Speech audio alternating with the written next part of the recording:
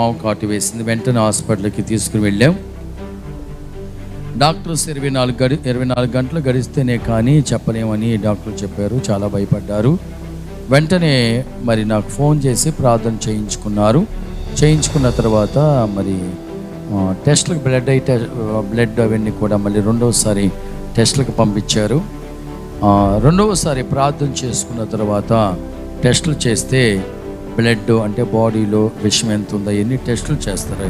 ఆ టెస్టులు అన్నీ కూడా నార్మల్గా వచ్చినాయి. ప్రైజ్లో అంటే ప్రార్థన అంటే డాక్టర్లో 24 hours గడిస్తే తప్ప మేము చెప్పలేమన్నారు.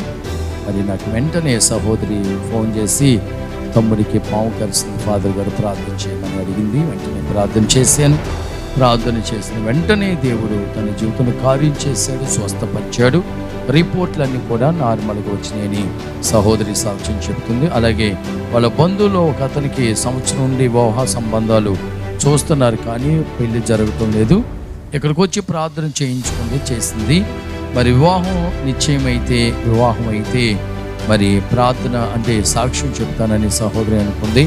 మరి 1 year నుంచి సంబంధాలు చూస్తున్నారు, పెళ్లి సంబంధాలు కుదరట్లేదు.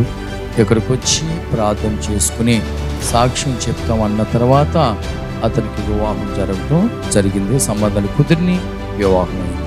అలాగే లోన్ కోసం ప్రార్థన చేయించుకుంది. మరి 2 లక్షల లోను రావాలి అని ప్రార్థన చేయించుకుంది. దేవుని మహాకృపను బట్టి 2 లక్షల లోను కూడా వచ్చింది. అంటే ఒకటి పాము విషయం నుండి వాళ్ళ తమ్ముని దేవుడు కాపాడాడు. వివాహం కోసం ప్రార్థన చేస్తే వివాహం జరిగింది.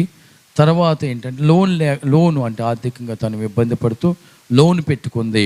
మరి ప్రార్థన చేసిన తర్వాత ఆ లోను కూడా వచ్చింది అని సహోదరి సాక్ష్యం చెప్తుంది.